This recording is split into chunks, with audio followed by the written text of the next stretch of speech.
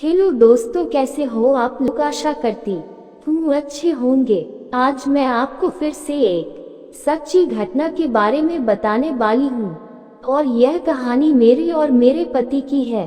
मैं कब तक यहाँ ऐसे ही अकेली रह पाऊंगी? क्या मेरी कोई ख्वाहिश नहीं है?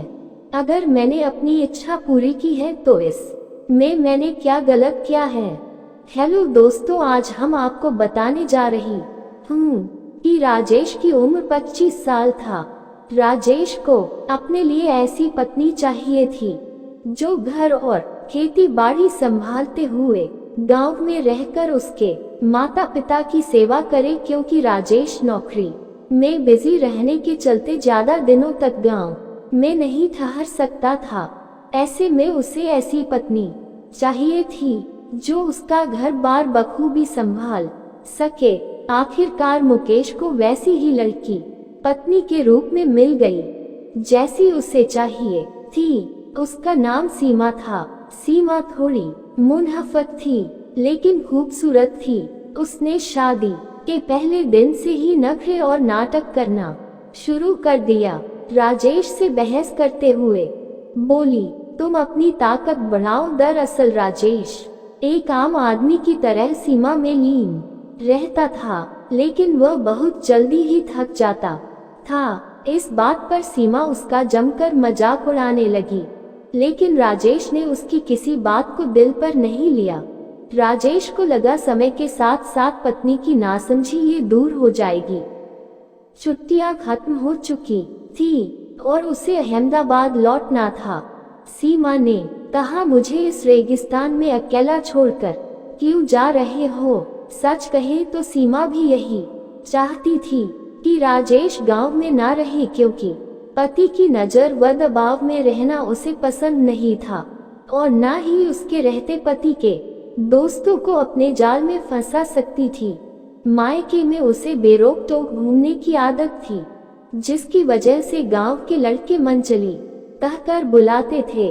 अहमदाबाद पहुंचने के बाद राजेश जब भी सीमा को फोन किया तो उसका फोन बिजी रहता था। उसे अक्सर कॉलेज के दोस्तों के फोन आते रहते थे। धीरे धीरे राजेश को शक होने लगा, क्योंकि कहीं सीमा अपने बॉयफ्रेंड से बात तो नहीं कर रहा है। राजेश की मां ने राजेश से बताया कि सीमा घर का काम धंधा छोड़कर पूरे गांव में आवारा घूमती रहती है।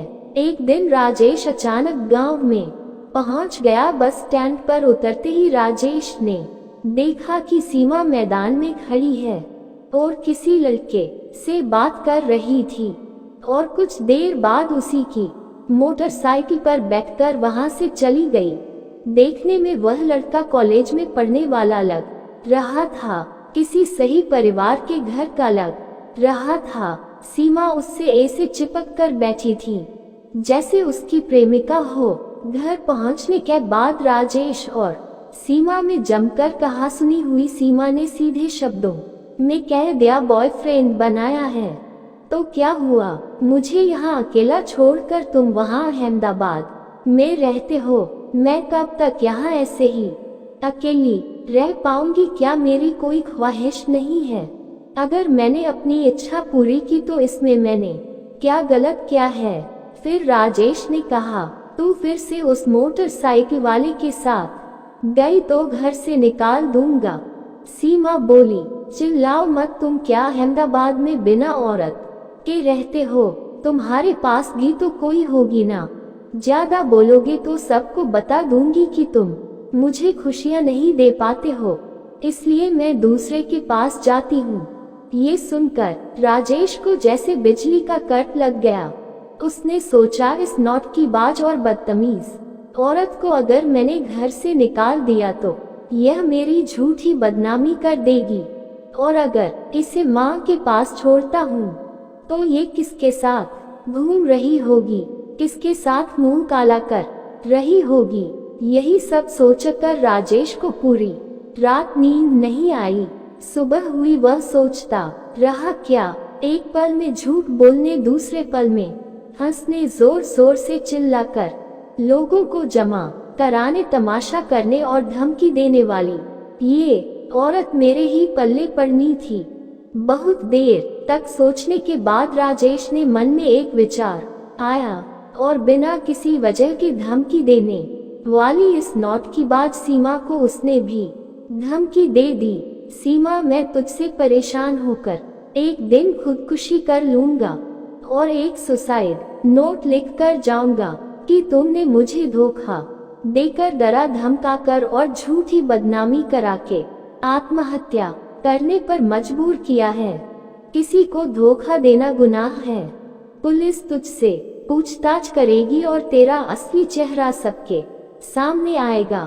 तेरे जैसे बदतमीज के लिए जेल का पिंजरा ही ठीक रहेगा। राजेश के लिए ये औरत सिर पर टंगी हुई तलवार की तरह थी और उसे रास्ते पर लाने का सिर्फ यही एकमात्र उपाय था, खुदकुशी करने का। राजेश का ये प्लान काम आ गया।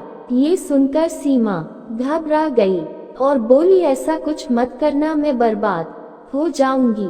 कहकर सीमा रोने लगी। इसके बाद राजेश ने सीमा को अहमदाबाद ले जाने का फैसला किया। उसने भी घबराकर जाने के लिए हाँ कर दी। उसके दोस्त फोन ना करे इसलिए फोन नंबर भी बदल दिया। वो दोनों अब अहमदाबाद में साथ रहने लगे। सीमा भी अपने बर्ताव में काफी सुधार ले आई। राजेश ने भी अपना अच्छे से इलाज करवाया और हर रोज सीमा को खुशियां देने लगा। अब दोनों की जिंदगी में खुशियां ही खुशियां थी। और दोस्तों, कहानी अच्छी लगी हो तो वीडियो को एक लाइक जरूर कर दीजिएगा और ऐसे ही और कहानियों के लिए आज ही हमारे चैनल को सब्सक्राइब कर ले और बेल आइकन को प्रेस करना बिल्कुल ना भूलें। धन्यवाद।